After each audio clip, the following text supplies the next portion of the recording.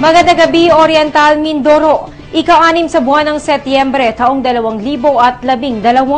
Ito po ang TVNet Newsline.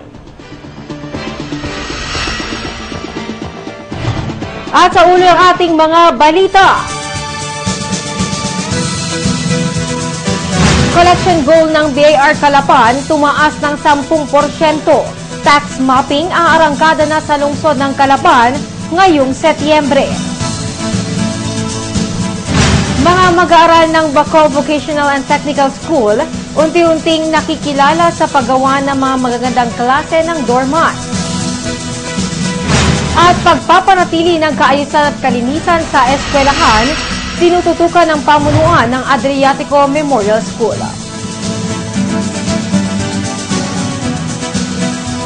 At sa detalye ng ating mga balita, upang patuloy na maikintilang disiplina at kahalagahan ng pagkakaroon ng malinis na kapaligiran, isang patimpalak ang inilunsad ng pamahalaang lungsod, ang Most Productive Cleanest at Greenest School sa lungsod, kung saan bagamat taon-taon ay nasusungkit ng Adriatico Memorial School ang parangal para sa nasabing patimpalak. Patuloy pa rin ang paghahanda ng nabanggit na institusyon, kung saan ayon sa punong guro dito na si Nicanor Alcanieses, bagamat aminadong mahirap na mapanatili ang kalinisan sa ganitong kalaking eskwelahan, ay kinatutuwa pa rin nila na marami ang nakikiisa at tumutulong upang mapanatili ang kalinisan ng kapaligiran ng paaralan. Mahirap, lalo na sa mga ganitong kalaking school.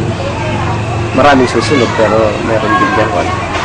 Pero patuloy pa rin yung kampanya natin dahil maganda naman yung focus na ang mga magulang dito. Yun nga isa siguro sa dahilan kung bakit tayo nananalo dahil ng support ng mga magulang.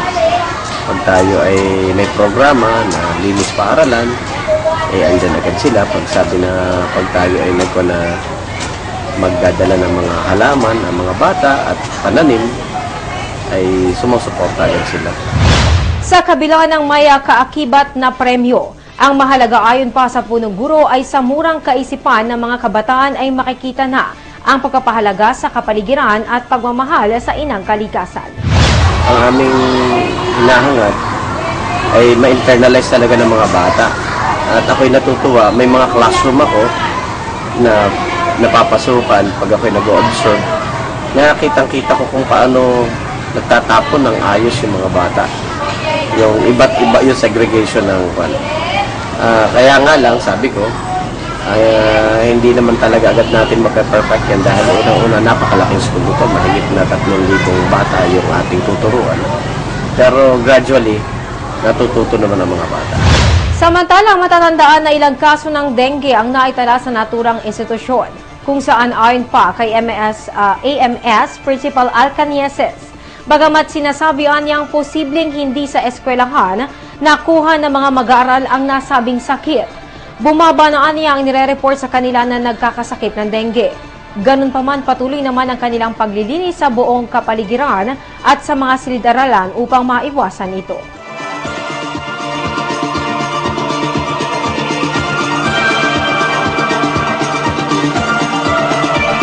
Magbabalik po ang TVNet Newsline.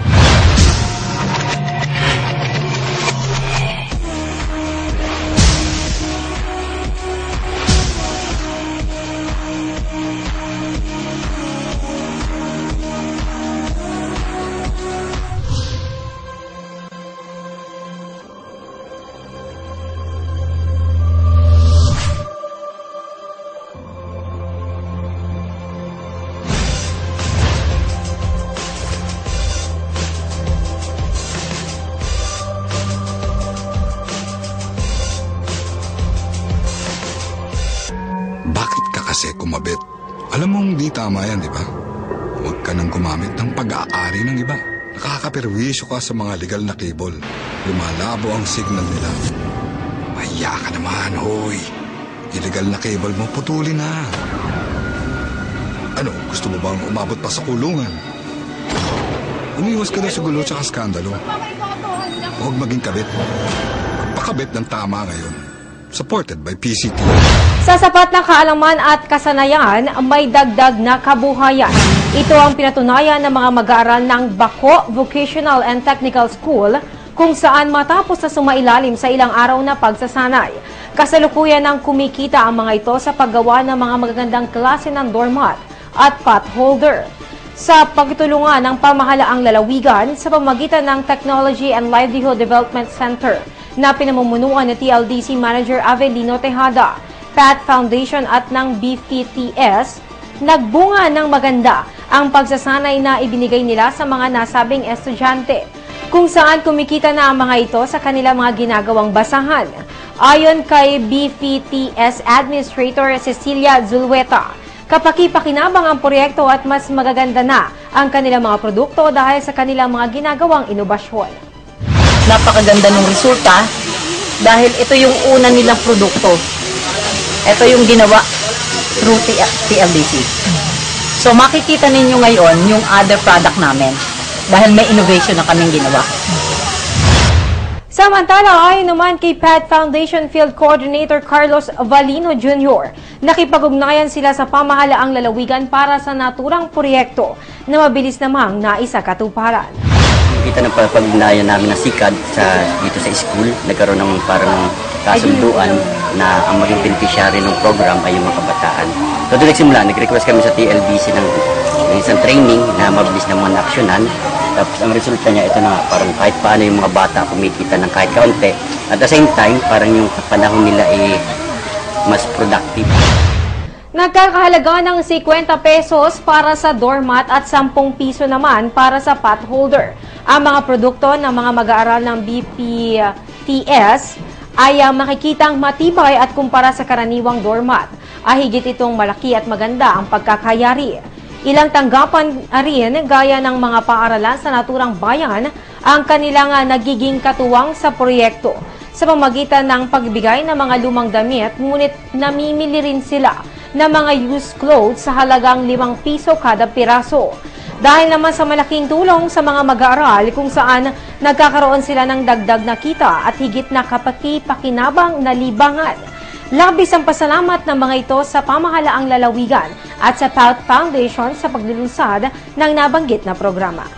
Nagpapasalamat po ako sa mga taong tumulong sa amin. Unang-una po ay sa Bako Technical Vocational School at lalong tigit po sa kay Kagalang-galang na gobernador po natin minamahal na kay Kagalang-galang PA Umali. Maraming salamat po sa pagkakaloob ninyo sa pamamagitan ng TLDC, sa pagkakaloob ninyo ng training na ito para sa aming mga kabataan.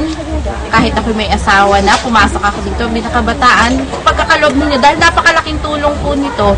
Sa tulad ko pong may asawa, dagdag kita po para sa aking pamilya. At sa mga kabataan po naman ay para po sa sila ay hindi malulong sa anuman pong gawain. Sa huli, pasalamat rin ang naging sambit ni Bacau Municipal Mayor Graciano de la Chica sa pamahalaang lalawigan. Dahilan sa malaking tulong aniya ang kasanayang ibinigay sa mga mag-aaral ng BFTS. Ayan, nakikita natin at na gumagawa sila at kapag-pakinabang sa pamamagitan niya ng tulong ng ating special government sa pamumuno ng ating gobernador, Umali, na kung saan ay kita natin ngayon sila na gumagawa at pinakikinabangan ng nasabing mga pagtulong ng ating special government. Samantala, sa pagtulungan ng pamahalaang lalawigan, Department of Agriculture, Bureau of Plant Industry, DARFU-4B, ATI-4B, DepEd, DILG, National Nutrition Council at ng lokal na pamahalaan. Sa pamamagitan ng SICAD program ng provincial government, patuloy ang pangangalaga ng Bako Vocational and Technical School sa kanilang gulayan sa paaralan, kung saan matapos ang una nilang pag-aani mula dito, ay kasalukuyan namang pinagyayaman nila ang mga tanim na gulay gaya ng upland kangkong, talong, kalabasa, citronilla at marami pang iba. Ayon kay School Administrator Cecilia Zulueta, sa pamamagitan ng SICAD, nakatanggap pa sila ng mga garden tools at mga binhi at nakatanggap din sila ng pagsasanay hinggil sa Integrated Biofarming System sa pagtulungan ng PGOM at Malampaya Foundation. Aniya palagi nilang binibigyang diin sa mga mag-aaral na hindi lamang pag-welding at pag-aaral sa computer ang kailangan nilang matutunan sa BFTS, kundi maging ang iba pang mga bagay na magpapaunlad ng kanilang pagkatao, gaya ng mahusay na pakikisama at pagtutulungan.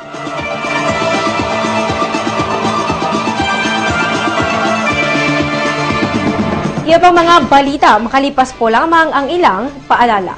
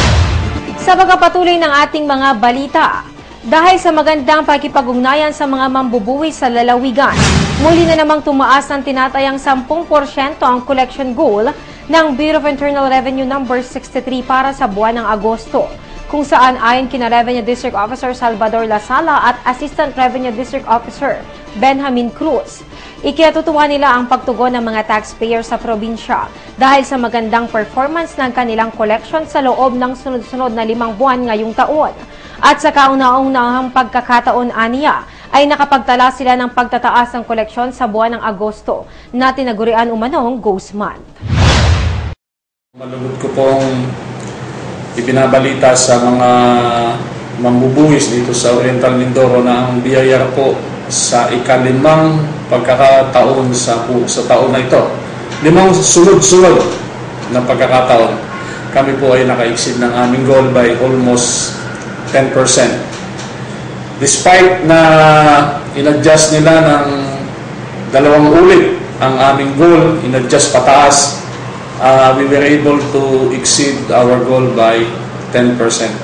Actually, in the history of Oriental Mindoro, BIR, this is the first time that the BIR overshoot its goal for the month of August in any year. Ako ay nagpapasalamat sa ating mga taxpayers sapagkat itong sinasabi natin Ghost Month, ako hindi naman ako naniniwala sa tinatawag ng Ghost Month. Sapagkat ito ng aking mga tao ay wala namang tigil at ang aking assistant ay walang ring tigil sa paghahanap ng mga buwis na dapat singilin. Ito siguro ay efforts ng lahat ng mga taga-BIR. Hindi lang ito sa akin at sa aking assistant, kundi lahat. Wala akong pinipili, basta't kaming lahat bilang mga nagtatrabaho dito ay talagang really work hard. So this is the 5th continuing month na ang ating pong district ay nakaka-goal. Ito po ay aking laging sinasabi sa mga bayan na aking pinupuntahan. At ako'y lubos na nagpapasalamat sa kanila sapagkat kung hindi dahil sa kanila, hindi natin matutupad itong ganitong pangungulekta. Sapagkat sa aking kaalaman, sa istorya ng distrito nitong ating syudad, 10 ng mga bayan na kasama nito sa Oriental Mindoro, ito lang ang pagkakataon na naka-goal ng 5 buwan na sunod-sunod. And hopefully next month, sa tingin namin makaka-goal ulit kami. We are very optimistic na makaka-goal ulit kami sapagkat nakukwenta na namin kung sino at alin ang mga dapat namin singilin. Sa kabila nito, patuloy naman ang panawagan nila sa mga programa ng kanilang tanggapan, gaya ng e-sales program, gayon din ang patuloy na paalala sa mga hindi nagbibigay ng resibo at sa mga nagkokwari na isettle na ang kanilang mga excise taxes, accounts o obligasyon bago pa man ang tinakdang deadline nito upang maiwasan na mapatawan ng kaukulang bayulasyon. Ang patuloy pa rin ng mga panawagan sa mga taxpayers at ang mga itinakdang deadlines ang apela ng opisyal sa huli. Sa mga taxpayers po natin ng Oriental Mindoro, ulit-ulit po na kikiusap kami na sana po ay magbayad tayo ng karampatang buwis. At pati po ang local government, they can attest na malaki po ang naitutulong ng buwisan nila kasi po ang kanilang internal revenue allocation ay nag-adjust na gawa ng aming consistent na pag-meet ng goal. Ngayon naman po, on their part, ito naman po ay naitutulong nila sa ating mga kababayan through their local government projects. So, maraming salamat po at patuloy po nating tulungan ng ating bayan. Magbayad po tayo ng tamang buwis. Sa kaugnay na balita, higil pa rin sa isinasagawang tax mapping ng BIR ngayong buwan ng Setyembre. Asahan na umano ang gagawing masusing pag-iikot ng mga kawani ng BIR Calapan sa mga establishmento sa lungsod para sa kanilang tax mapping, kung saan inaabisuhan ang lahat ng mga negosyante na ayusin na ang kanilang mga dokumento, gaya ng rehistro, upang hindi maabala at walang maging aberya sa kanilang paghahanap buhay. Sa buwan ng September, magsisimula na po ang aming tax mapping sa bayan ng Calapan, sa Olifor Calapan.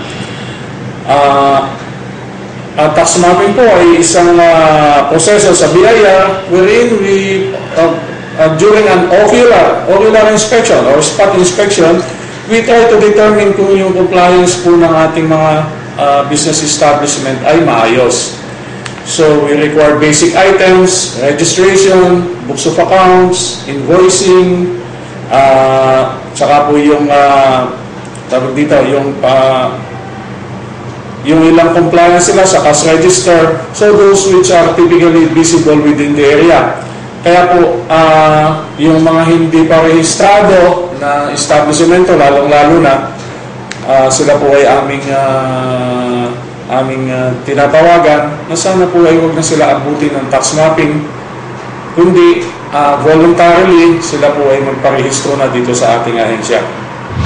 Isa ang programang tax mapping sa iniimplementa ng naturang ahensya upang malaman kung ang lahat ng mga establishmento ay nakarehistro o sumusunod sa mga itinakda ng batas bilang mga legal na namumuhunan, kung kaya't wala umanong dapat ikabahala ang marami, lalo na kung lahat ay sumusunod naman at may mga kaukulang rekisitos na ipinatutupad.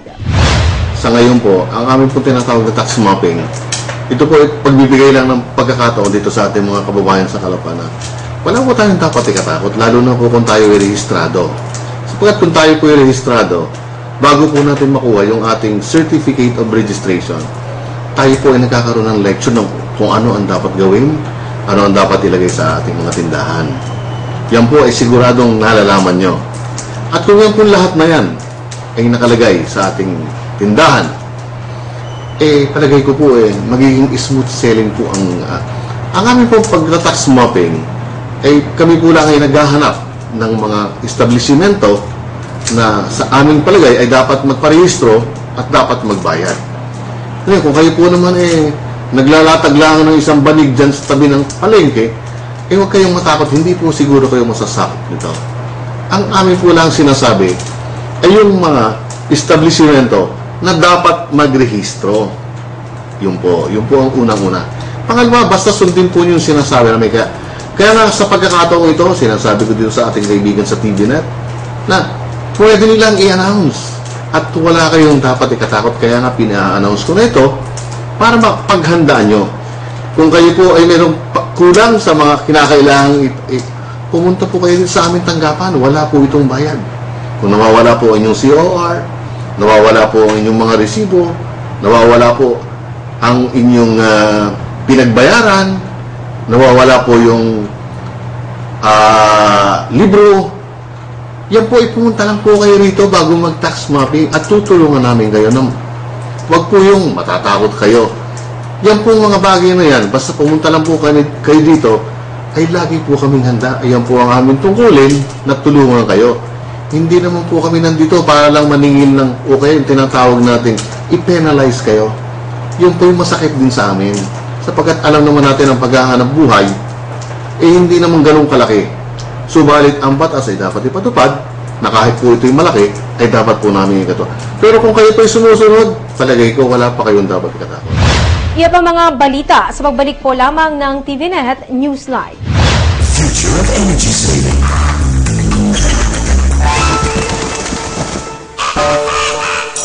The new Panasonic air conditioner, now with EcoNavi.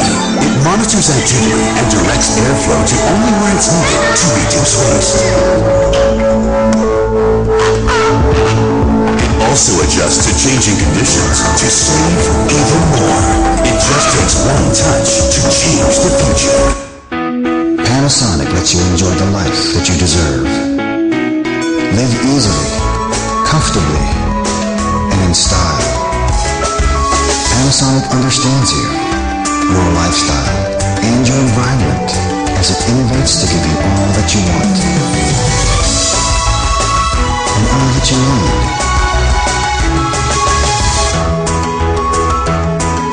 Live a cool and eco life. Panasonic. Gaya ng taon-taong kaganapan, muling magkakaroon ng college entrance examination sa lalawigan ng University of the East. Isa sa mga kilalang universidad sa Pilipinas. Nagaganapin ngayong darating na Sabado, ika-8 ng buwang kasalukuyan. At kaugnay nito, isang paanyayang hatid ni UE Professor Mary Ann Mercado sa lahat ng mga graduating fourth-year students na nagnanais pumasok sa naturang institusyon at magkaroon ng pagkakataong maging scholar nito. Sa lahat po ng nanonood dito po sa Oriental Mindoro. Nandito po ang University of the East para po sa college entrance test na gagawin po sa September 8, 2012. Isa pong mahalagang araw dahil ito po ay karawan po ni Mama Mary. Gagawin po ito sa Holy Infant Academy, Calapan at saka po sa Immaculate Heart of Mary Academy, Pinamalayan. Simultaneous po ito. 9:30 po ng umaga hanggang alas 11:30 po ng umaga. Ngayon, bukod po sa college entrance exam, magkakaroon din po ng tinatawag na Tanyanki Scholarship Exam. Ito naman po ay gaganapin sa susunod na araw, September 9, 2012, linggo po iyon. Same venue po sa Holy Infant Academy, Calapan, and Immaculate Heart of Mary Academy, Pinamalayan. Same time po, 9:30 a.m. po. Kasi kung ang estudyante po ay mapabilang bilang Tanyanki Scholarship, Tanyanki Scholars rather, sila po ay tatanggap ng mga benepisyo kagaya po nito. 100% po ang kanilang tuition ay libre. Ang miscellaneous fee din po ay libre. Meron din po silang allowance sa uniform. Meron silang allowance sa libro. Merong allowance sa transportation. And then, they will be receiving 2,500 monthly allowance. Lahat po na magiging Tanyanki Scholar. Hindi lang po yung mga kukuha ng scholarship exam ang pwede maging scholar. Yung pong mga athletic po natin, yung mga varsity players natin, basketball, volleyball, fencing, weightlifting, swimming, track and field, football, judo, kung ano po yung hilig nyo po, pwede po nating magamit siya para maging scholar po kayo ng UE. Kailangan nyo lang pong ipasa ang entrance examination sa September 8, and then sa pagdating po ng tryout, pupunta na po kayo ng Maynila. Bibisitahin nyo po kami doon sa Manila. Same thing with the cultural scholarship. Dito naman po yung may mga kakayahan sa pag-awit.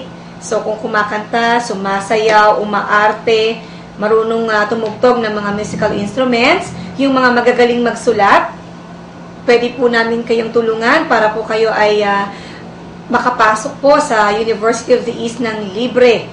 Kailangan lang po nating ipasa ang entrance examination na gaganapin nga ulit sa September 8, 2012, dito po sa Holy Infant Academy at Immaculate Heart of Mary, Pinamalayan.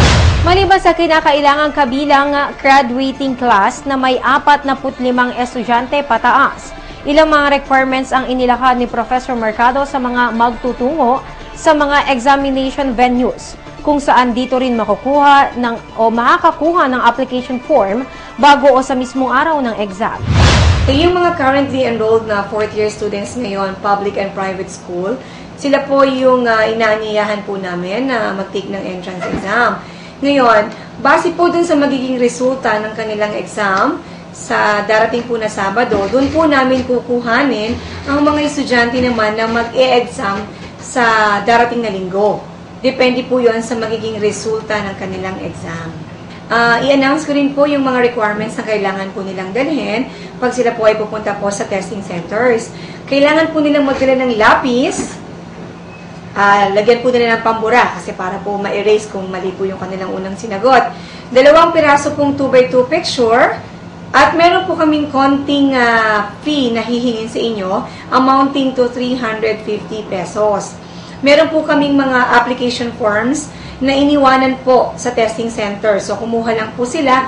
Pwede pong bago dumating ang Sabado, pwede rin naman pong sa araw ng Sabado, kunin po nila sa mga testing centers at doon na po sila mag-fill up ng application form. Samantala, sa layuning makabuo ng UE Alumni Mindoro Chapter, isang paanyayari ng kanyang hatid sa mga graduates ng kanilang eskwelahan, kung saan isang pagtitipon para sa mga Mindoreñong UE alumni ang gaganapin bukas ikapito ng buwang kasalukuyan sa isang kilalang restaurant sa lungsod. Pinapanawagan po namin lahat po ng mga graduate po ng University of the East all over Oriental Mindoro. Kung kayo po ay may oras, bukas po, September 7, 2012, sa Max po, alas 11 ng umaga. Sagot na po namin ang inyong pananghalian para po ma-update po namin kayo sa mga kaganapan po sa University of the East. Makakatanggap din po kayo ng mga konting freebies po galing sa university dahil gusto po naming ma-establish ang UE Alumni Mindoro Chapter. Dagdag naman ng profesor, ipinagdiriwang sa 29 ng Setyembre ang Alumni Homecoming sa UE Caloocan Campus, kung saan magsisimula ang selebrasyon sa isang fun run na gaganapin sa 23 ng buwang kasalukuyan. At para sa mga katanungan hinggil dito, maaaring makipag-ugnayan sa kanilang alumni coordinator na si Ms. Josie Malanom sa telepono bilang 0919-834-4905. Ang University of the East ay kabilang sa Lusitan Group of Companies, kung kaya't ayon kay Professor Mercado, malaki ang tsansa na makakapagtrabaho agad ang kanilang mga graduates. Samantala, para sa mga katanungan at iba pang impormasyon para sa gaganaping college entrance exam, maaari kayong makipag-ugnayan kay Professor Mercado sa telepono bilang 0915-985-8349.